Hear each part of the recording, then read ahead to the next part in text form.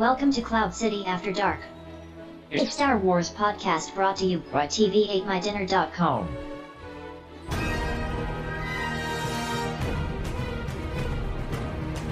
Star Wars, nothing but Star Wars. We know Star Wars. Star Wars.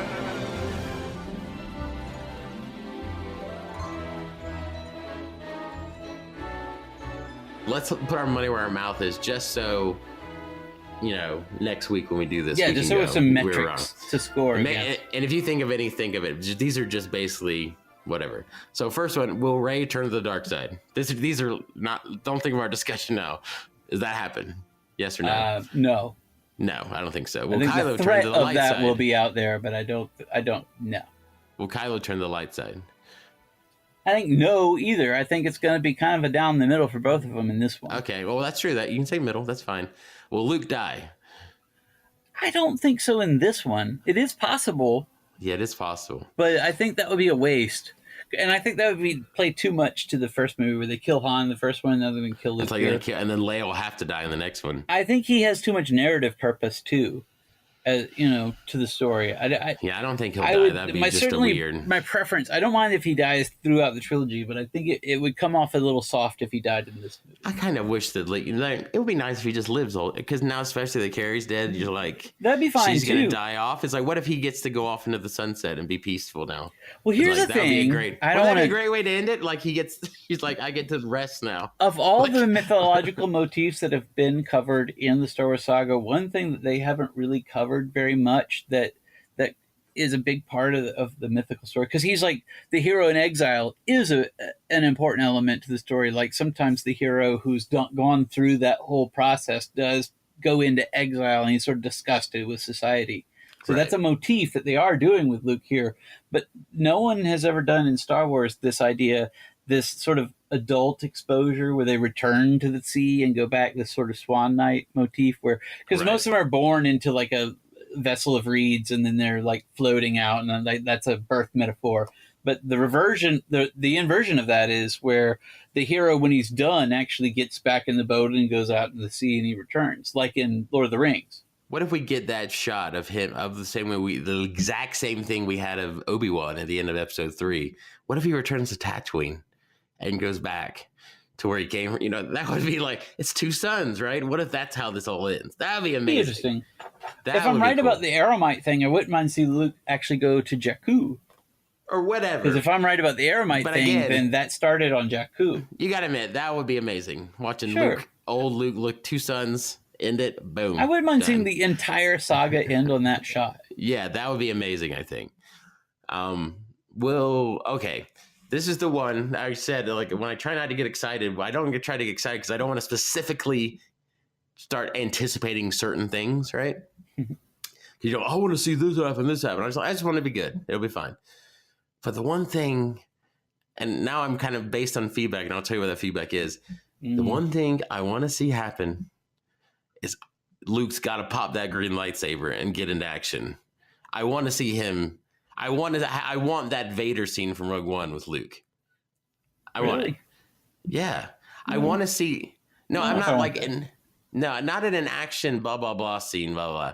But I want to see him do stuff. Like, you know what I mean? Like, I don't want him to be this curmudgeon. I want him, like, whether I it's kind of to would like do to whatever. see him like, more like the Yoda, where he has that spiritual level of power, but not necessarily the lightsaber. Well, aspect. whatever. I'd like to see the Yoda X-wing scene from Empire, where he could just like pick up a spaceship, and that way he's not just talking out his ass. well, yeah, sure, but he could also use a lightsaber. I mean, I'm not talking about fighting Snoke and fighting this thing. There's a lot of stormtroopers, right, that might attack them and do stuff. That's what I want to see. I want to see him defend or whatever. Or like, I wanted to be them. I want to see Mr. Miyagi, right? It's Mr. Miyagi. He doesn't fight, and the guys attack his thing, and he fights them off. That's what I mean. I want to see that. All right, well, that could happen. I don't have to see that. That's what I want. I'm I wanna torn see it. because seeing Yoda with a lightsaber and attack clones was a lot of fun. But when I look back on that, I realized that it wasn't very that was important to crappy, the narrative. But he's a of the story. human, though. I mean, he is a person. I want to get to see him at least have his moment of where we see whatever. Are we going to find out who Rey's parents are? Maybe. I think Probably, yeah. Will we 'Cause that can't be definitively that think big. we know, or they say what it is, or we like, I think we know now? I think it Well, probably won't have anything to do with what my theory was, because my theory was all about like she was born in captivity in Project Harvester, and one of her parents was like an we're gonna have inquisitor. a born identity download of data that says that. I actually You're part do of like the Project idea that she was a Treadstone. Project Harvester subject, and I kind of buy into the idea that she was born into captivity in that project, just because you gotta understand that Rey's education when it comes to Jedi is fundamentally undeveloped, because everybody in the universe knows what Jedis are, and she thinks that they're not even real. She says she thinks Luke Skywalker is a myth. He's a contemporary historical figure. Like, everyone thinks, like, what is wrong with you? Like, he lived like 20, he's still alive. That was 20 years ago. The only reason to think that sort of thing is if somebody taught you that way on purpose. It's like what the Kimmy Schmidt. She's like been down in the bomb shelter or whatever. She's like, what happened? Well, that's exactly right. Yeah. Like, the only way to have that fundamental misunderstanding of the concept of Jedis is if somebody taught you that way. And it's not the Empire, because they put out a lot of propaganda about the Jedi, but they didn't say they weren't real. They didn't say Jedi, like Luke Skywalker didn't exist. They just spun the motivations. So something else is going on with her, and it's not the fact that she's a hillbilly, because she learned how to speak Wookiee and fly spaceships. Well, and that's the thing we never see in the movies. You realize, because you watch Rebels or Clone Wars, they got USA Today. You know, they have MSNBC. They have the news reports. HoloNet is what they call it. They in have Star news Wars. reports, but we don't see that in the movie, so it feels like this weird Western motif, and you never get to see news. But they do have news. But she's plundering wreckage. Right. Like, she has access to their record. She has access to other stuff. She has access to other travelers from other planets who come through Jakku. She knows all kinds of sophisticated stuff. She can speak binary. She understands BB-8. But she doesn't know that the Jedis were real? No. That's misinformation. That was the way she was raised. That's why I think... And, you know, my old theory was that her parents were Imperials. I still kind of hold to that. That is totally true. That is like super spy level shit, that she can speak binary. That nobody learns that. Yeah. Like, she wouldn't have learned that from being there. That's like a weird From just being code-breaking good kind with of thing. computers. Right, yeah. That's totally true. That's the thing, is like, she's a Mary Sue. She's like a super secret super spy. She's Jason Bourne. That's what she is. My super She's mega fan theory is that her parents were an inquisitor and one of the original abductees for Project Mara Harvester. Jade, right? So she's like Mara Jade. Yeah, bam. Yeah, and Okay. Boba Fett. Jar Jar. So this goes into a whole discussion tonight, and this is the same kind of related, because it can be vague. Are we going to find out who Snoke is, like where he came from and all this stuff? I say no. Now, maybe he was just misdirecting, but Rian Johnson acted like in previous interviews, he was saying that Snoke didn't really play much into his story. He didn't care much about Snoke. And he didn't have to He's say like that. a force. So I kind of think no. There's no reason to reveal that, and that would be a fun reveal in the very final movie. Right. So I kind of think no. All right. I have two more. If you have any, you can ask them. One is like based on the idea that in the trailer, you know, she's like, I need someone to help me find my place in all this. And then like Kylo reaches out his hand. Some people say that it doesn't look like that it's the same shot in the same area. But where Kylo is, it looks like there's burning shit and lava. Are they in Mustafar? Will we see Mustafar? Like the Darth Vader's That could be palace fun, thing? because the Is reason that where his home base is? Is that where Kylo that goes could back make to the Knights of perfect Ren, right? sense, because the whole reason for Darth Vader's castle being on Mustafar and all this stuff going down on Mustafar is a natural locus of dark side energy. Right. Like, that's actually, if you watch the Clone Wars, the very first iteration of Project Harvester, where Palpatine was kidnapping Force-sensitive babies, that was all based on Mustafar. Like, his whole idea of building up these Sith spies out of Force-sensitive babies was going to be there. And, you know, that's where Anakin Skywalker made his final step towards the dark side. And then they put him in a jar and they build a castle there so that he can just stay, like, stuck in rage and anger and pain there. Like, that's a very powerful base of dark side energy. And he's so obsessed with Darth Vader and the mythology. Oh, yeah. Now that we've seen, I wouldn't be surprised if we saw him in that damn castle. Well, that's what I mean, though. That's why I feel like Rogue One set it up. They're like, oh, yeah, that actually exists. So now we can see totally. Wouldn't that be where Kylo Ren would go hang out if he wanted to be like Darth Vader? He'd go to his lava wouldn't castle. That be where Rey goes try to find him? Yeah. Right? I mean, I would love to see that. I don't know if that's where they're going, but that would be a great idea. That'd be neat. I think it'd be cool just as a cool... Even if they just show them leaving there. Hey, boys, we got to leave. And they're coming out. Whatever. I just want to see it. I like the idea that his... Just some guy in a cloak goes, there's someone to see us. Yeah. Because we already got that idea that those people that, summoned him, These that guy... weird Sith acolytes. Yeah, but those kind of formed into, like, those are, branches and turned into, Knights of Ren and all these things. Like, I like that idea. He comes along... I know I'm on a limb here a little bit, but I don't think the Knights of Ren have anything to do with the Force. They don't have powers. Yeah, they don't have powers at all. I think they're mercenaries. I kind of leaning towards the idea that they may be remnants of Mandalorians. You think it's some weird, like, Second Sons kind of group? I actually do. I think back in the day when Kylo was still studying with Luke, I think that he wanted to go off and do stuff, and Luke wouldn't allow it. And I think that he put on a helmet and he started his own gang, and they went out doing stuff. They got some rare artifacts in there. I'll let you guys have it if you help me take it over. By the way, I got magic power, so I'm your leader now. Yeah, I think cool. And I think the original idea was that we're going to go out and do some good, and I think they wandered off into the unknown regions, and he got turned. There's also a theory too that speaking of that, I just want to see Luke's green lightsaber. The idea is that that's what Kylo made his out of. Like somehow that happened, and then the more I read, I don't see anything that says for sure that he actually made that lightsaber. Let me throw another idea at you. That lightsaber, real quick before you go, real quick. Okay. The old canon, wasn't it that the red was synthetic and the other ones weren't? Now they say you can turn it with dark energy to be red, right? That's the whole. Yeah, they don't go with that synthetic stuff now, right? I don't cotton to that synthetic stuff. Yeah, we don't go in for that. Farm to table. We don't cotton to them. Kyber to table. Yeah. What was it, like Fugazi Kybers? Yeah. But so what do you?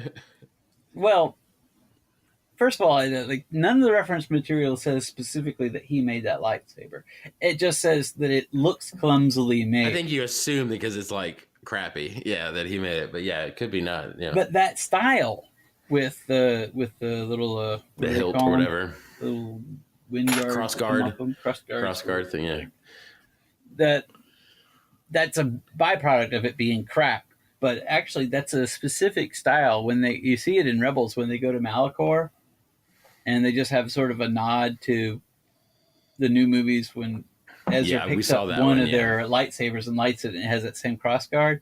Well, that was a style that was specifically used by the Jedi who fought on Malachor.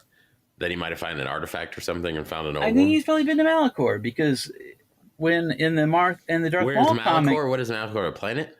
Yeah, that's in Twilight of the Apprentice. That's at the end of the last we see of the Inquisitors in Rebels is where they fight Maul on Malachor, and that's where that Jedi pyramid, that Sith pyramid, that weird, crazy pyramid that shuts down Maul. Yeah, okay. And I think that's totally one of the observatories too, because the whole lore there was that there was a giant kyber crystal and there was a massive weapon, and they set it off, and everyone was killed.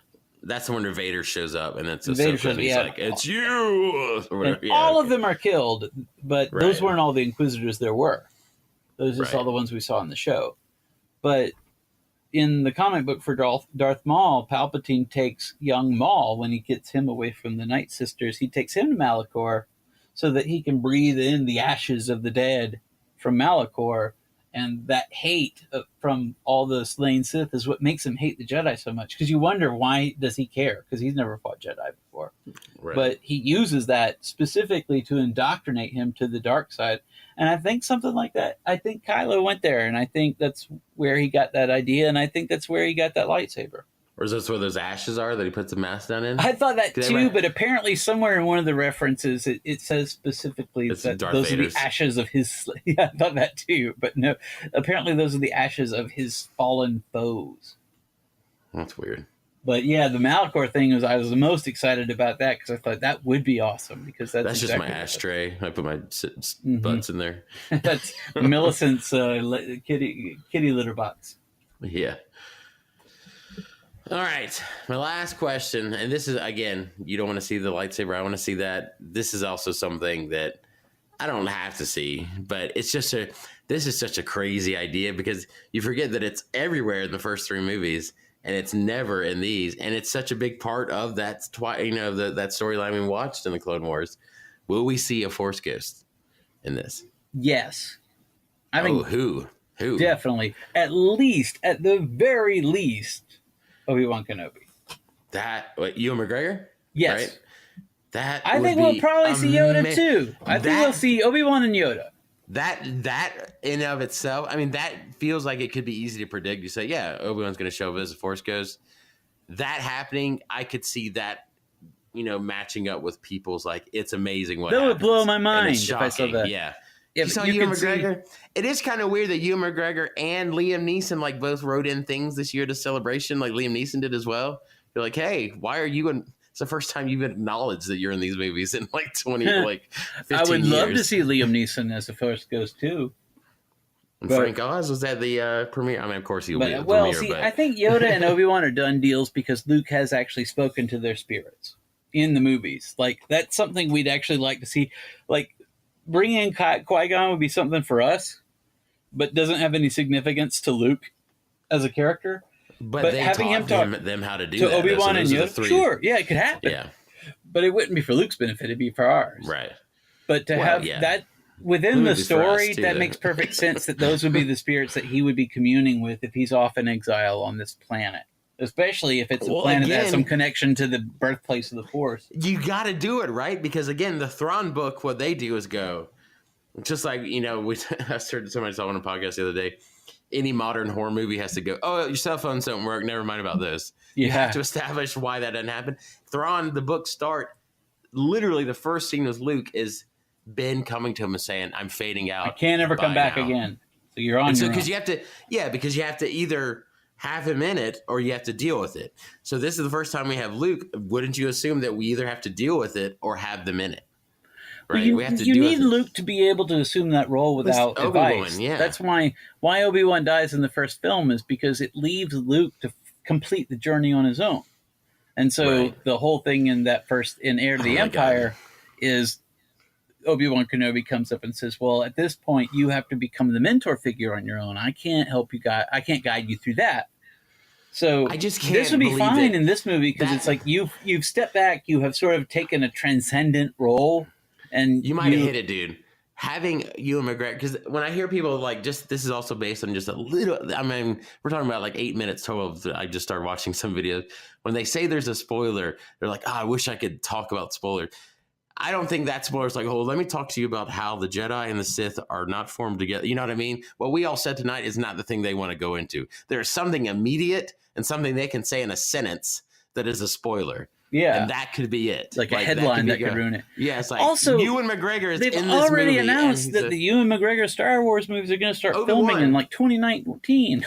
Yeah, well, they didn't announce him yet, and maybe this is the reason. Because they go, oh, he's in it, and then next week we're going to get an announcement that, well, you have to think, that's been the slam dunk anthology movie since this started, and they haven't said a damn thing about it. He's the best actor in those trilogy. Everybody loves him. He's the favorite character in the prequels, and that's what everyone wants. Him as young Obi-Wan, and he has literally said in a billion interviews, "Yes, I will do it. Absolutely, I will do it. 100%." Yeah. So it's I just need someone more than you to ask. And you could get Liam Neeson back training them, right? Yeah, well, that's part of the thing. Yeah, there's so much fun stuff you could do. I actually see that happening. Don't you? Sure. That could be a spoiler. If I'm Disney and I'm sitting on that property, why would I not do that? I could say all day, here's the reasons that George Lucas might not want to do that, but Disney has no reason. They're like, that sounds like a done deal. But you could see that happening, and that actually, I mean, we might sound stupid in less than 24 hours right now, but this is our wild prediction, right? Say that happens, you could see they make $300 million this week, and next week they go, we're going to confirm Ewan McGregor's in this next Obi-Wan movie. Because they haven't done that yet. That's the one thing they haven't confirmed. They confirmed the movies. They did not say whether he's in it or not. Yeah. Which would be the dumbest thing in the world if they did it without him. Yeah, and now it's like, boom, we got it. He's great. He can age with the part too. We could take our time between these movies too. Who cares? It doesn't matter. He's not going to get to be 60 like Alec Guinness was anytime soon. It's 20 years from now. He's like 40 something. So yeah, now you got me excited about that. Damn it, John. Yeah, it's gonna be awesome, man. Yeah, I don't want to see Yoda. I don't want to see Qui. I think we will see Yoda, Obi-Wan. And I think we'll definitely see Obi-Wan. Man, what do we just hear him like in? I guess you do see him in Rebels too. He comes out. Yeah, the fact that we see him in Rebels as a Force ghost to Ezra, he's never even met him. Well, he's not a Force ghost in Rebels. He's still alive. Oh, that's right. He's like a weird Jedi temple thing. Yeah. That's well, right. it's the whole thing. Like Luke is sort of remotely watching. That's why this idea that Rey has sort of seen this island and been called to there is like, well, why not? Yoda does it all the time. And he even says in Empire that he was watching Luke. So and that's what their they say. exile doesn't mean that they're completely disconnected from what's going on in the universe. They're not dispassionate to what's happening. They've just decided not to participate in that way. Man, I'm excited. That would be awesome. I don't want to get too excited for that because if it doesn't happen, like just an incredible movie and like, but there wasn't a Force ghost. No, I was like, God damn, no, who cares? It was still amazing. I hate getting. That's what I don't like. I try to, evade that idea that I attached to one idea. Yeah, to the point where you get mad if it doesn't happen. That would be awesome. Yeah. But I think that's something that's a no-brainer to them. If we don't address it I saw now, a headline that said do no Lando in episode 8. Like, God damn it. But that's I saw that. But I saw that a year ago. They said that a year ago. So I'm like, okay, cool. But my problem is that might be one. That'll be my first quibble right away. I'll even register my first quibble if that doesn't happen. Just because it's such a big part of the original, any of the other, it's such a big part of the original trilogy. Literally, the climax of the first movie is based on Obi-Wan giving him guidance in that moment. And I think it's all throughout it. It ends with the 3 Force ghosts. Whatever Luke is doing on that island, like his exile on the island, is a big deal. Oh, we got it wrong. It's gonna be Hayden Christensen all the way. That's what it's gonna be. I wouldn't be. We may not see it here, but I wouldn't actually be surprised to see that. At the end, now there's like 7 of them together. Not all waving at the party, but I like the idea. Well, it may become relevant because this idea of the reason the Son of Mortis idea isn't completely off base. This idea that the Son of Mortis is Snoke comes from like this theory that Kylo, in going out to break up Project Harvester or whatever weird thing that he started the Knights of Ren to stop, encounters this Snoke creature in person in the unknown regions, and it appears to him as the spirit of Anakin Skywalker. Yeah. Because we know from those episodes that the Son of Mortis, he can appear to you based on the living energy that he absorbs around him. Which means he can appear to you based on your memories. The helmet as if he's talking to him. Yeah, but he doesn't look like he's getting an answer. Because I think when they're talking to him on the hologram, I think he appears like a frail old man because there's very little living energy around him. But if you're standing right next to him, he appears as however you want him to appear. But that also makes sense why he's trying to draw Rey to him, because we see that scene of him doing whatever to her, like he's trying to draw out. Yeah, and that's exactly what I'm talking about. Right. When he says, bring her to me, I'll show you the true power of the dark side. It's like, well, of course. It's like, first of all, he has to bring him to you because you can't do anything yourself. And 2, wouldn't that be a great demonstration of power if you just suck the life out of her in front of Kylo?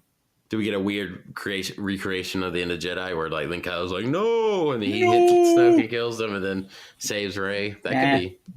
I think you may see Kylo turn on Snoke in some way in this movie, but I don't think definitively. That would be too much. Yeah, because they also said that I couldn't help myself.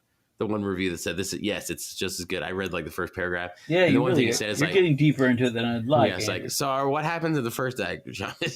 But they just this is literally not spoiled. They said like everybody's fear, because that was that. If you had to sum up one criticism of these people that hate Force Awakens, is that it's just like the first one. It's just like episode 4. They said that was the fear that's gonna be Empire. It's like it's actually nothing. And while there's like similar thing, that is not a problem at all. Yeah, I never worried about that. I Yeah. always hoped that it would be like Empire and that it would be the one that shakes things up. I mean, they have a Hoth-like battle on a white thing with And they have like walkers, gorilla I guess. AT-ATs or whatever Yeah. those things are. But I'm excited, dude.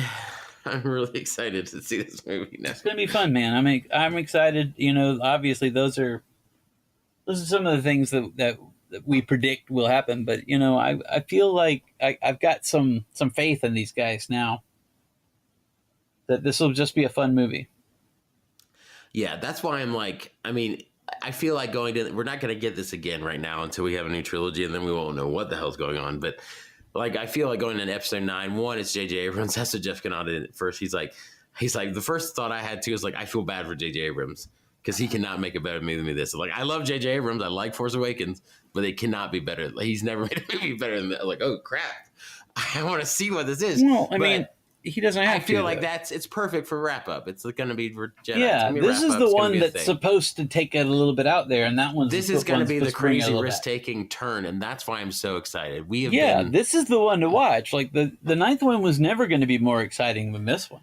Like Die in the Wool, Star Wars people were going and all this stuff, or watching cartoons and figure out what could be in the movie 3 years from now, and this is it. This is Christmas Day tomorrow. Like, we get to see what a real unique director writer take has on this, with all these things we've set in mind, with the story group from Star Wars building this stuff up for the past 4 years. What is this is the fruit of that. We get to see if it actually is something we, in the direction we thought it was. And I think it will be at least 80% in the direction we thought it was. It'll be cool and exciting. It's not surprising, but and we love that direction. We like that. I mean, it makes philosophical sense. It makes story sense, conclusion sense. It makes Joey Cam sense, right? It makes all those senses in the world that's how it's going to end. J-Cam, Yeah, J-Cams. J-Cams forever. Yeah, exactly. Like T-Ho 1K. And it feels good that you got to end it like that. That's what all Star Wars started with. That's Power and Myth. That's what they did at the Skywalker Ranch with Lucas. And like, that's the whole thing. It's this epic cycle. And it's got to come to an end, and it's got to have a point, right? And I feel like the first two, we got to see the first side. Prequels were about the light side, right? Is like it was like trial of the light side, and the other ones were like, we see the trial of the dark side, right? And how that's a bad idea too. And now we get to see, and I think The Force Awakens, it introduced these new characters, introduced these things, kills people off. It resets these sides again, just like New Hope does, and that's why it kind of had to do that, even though people complain about that. And this is where we get the meat, just like Empire gave us the meat, right? So this is where we get what the crux of this whole problem is. This is the one I want to see. Yeah. We'll see it. We're going to see it. Yeah, I guess I'll go. Yeah, I don't know. I'll just make skip out. When the crowds die down. Yeah. Cool. It's going to make $1 billion tomorrow, so yeah. Well, you can listen to other episodes of Cloud City After Dark at cloudcitysocial.club. Also, expandinguniverse.club is the blog where a lot of these ideas get discussed. If you go to Amazon, The Myth Awakens, parts 1, 2, and 3 are available now on Kindle, but I will have a full-on version of the Kindle with the print edition very soon, probably by the time you hear this, because it'll come out shortly after the movie. So that one will contain some spoilery stuff because it's going to score the book versus what happens in the movie. So watch the movie first if you haven't seen it yet. Yeah, and the Mark Thompson audio version of that will be available when? Yeah, I'll do an audio version. You can. They've got to publish. They've got to publish on demand for Audible too. Yeah. Oh, so man, there will be. I will definitely do an audio of that as well. If you check us out, TV at My Dinner is on YouTube as well. I am starting to get there, Brooks. So Brooks has been posting some of the old episodes. We're going to start putting some new video content there also, and we'll get the Star Wars stuff.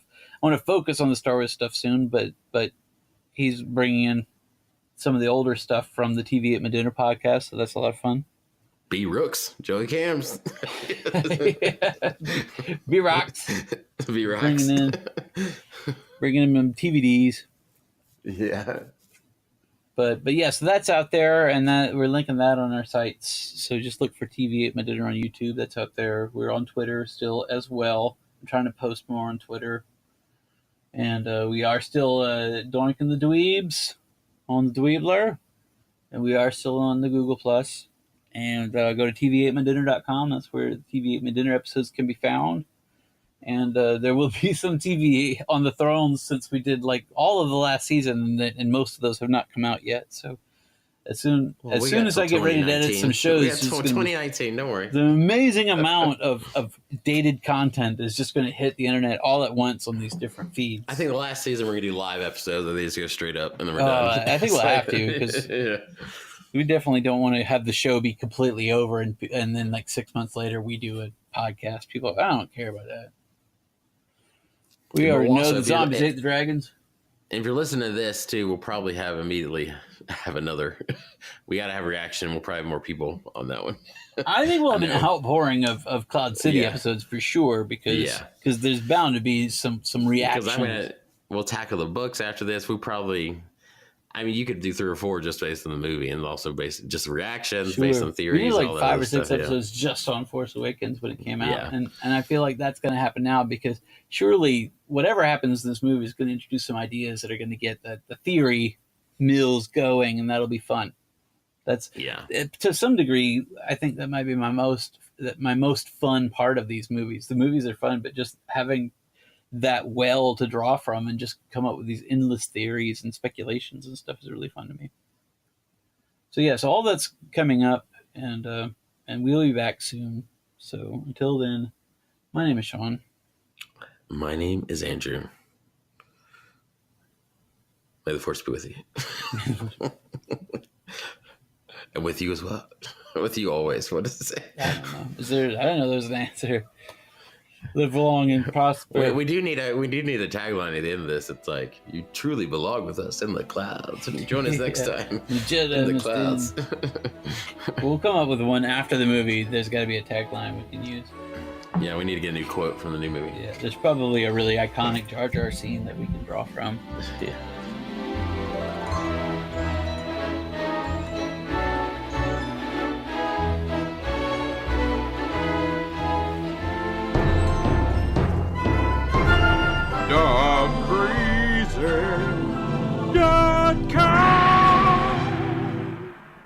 You truly belong here with us among the clouds.